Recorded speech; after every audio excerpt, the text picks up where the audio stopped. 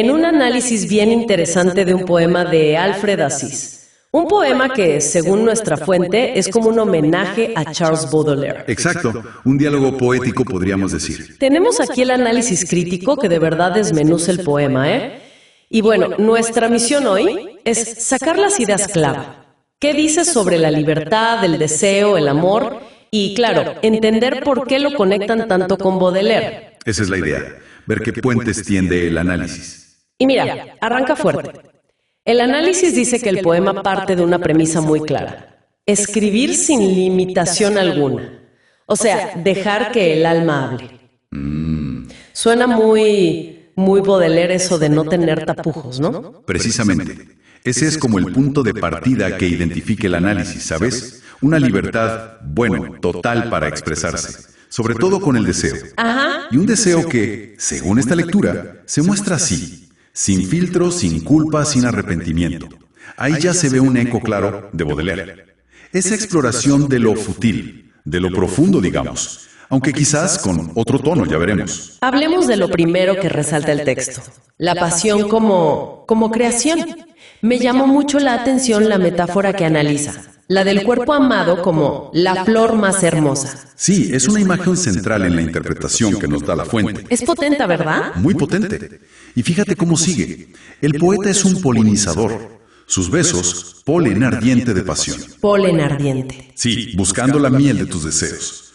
Lo interesante aquí, y el análisis lo subraya, es cómo esta imaginería, que viene del poema claro, conecta lo sexual, lo carnal, con algo muy natural. Casi puro, diría yo. Entonces, no es solo deseo físico, es algo más, algo creativo. Exacto. El análisis argumenta justo eso, que esas metáforas lo que hacen es elevar la experiencia física. Le quitan, cualquier cosa sórdida o tabú.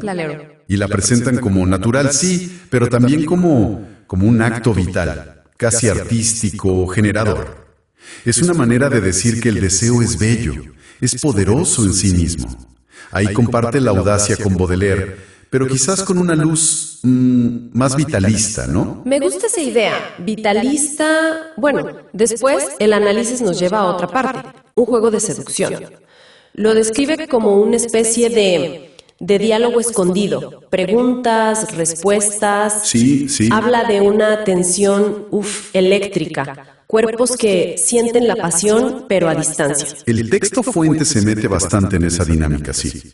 Menciona incluso la frase huir de ti. Ajá, huir de ti. Pero el análisis no lo ve como un rechazo real, ¿eh? Más bien como una resistencia que lo hace todo más intenso.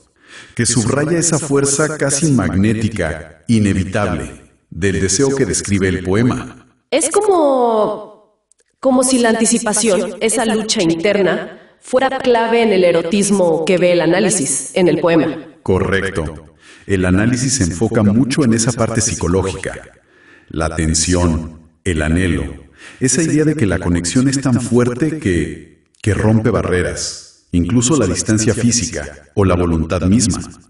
Celebra la intensidad del deseo en todas sus fases, ¿sabes? Desde que apenas se insinúa hasta la entrega total. Y eso nos lleva, creo, al clímax que señala el análisis. Porque parece que el poema no se queda solo en celebrar el momento, ¿verdad? Va más allá. Cita frases como desatar mis cerrojos o el deseo de tomar todo lo tuyo.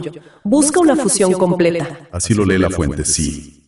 Indica que el poema, al final, aspira a un amor que no sea pasajero, que trascienda lo efímero.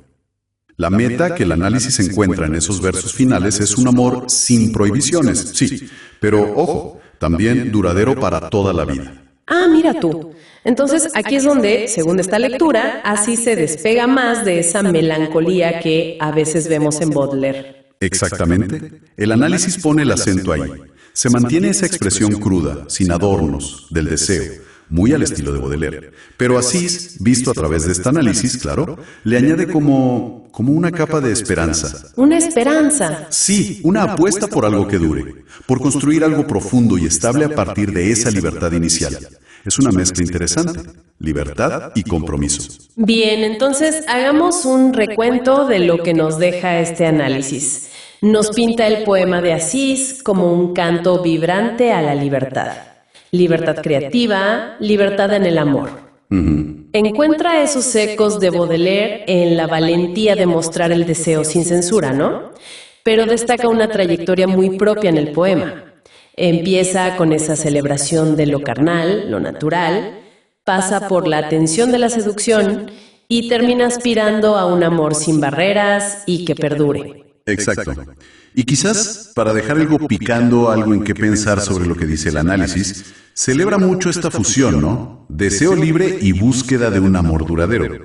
Pero uno podría preguntarse, ¿esta búsqueda de algo duradero y a la vez sin prohibiciones es una evolución natural de esa libertad absoluta del principio? Buena pregunta. O quizás introduce inevitablemente un nuevo tipo de límite. Una tensión, inherente entre ese deseo más nómada y el anhelo de quedarse. El análisis celebra la unión, pero la naturaleza de esa unión, sigue siendo un tema interesante para darle vueltas.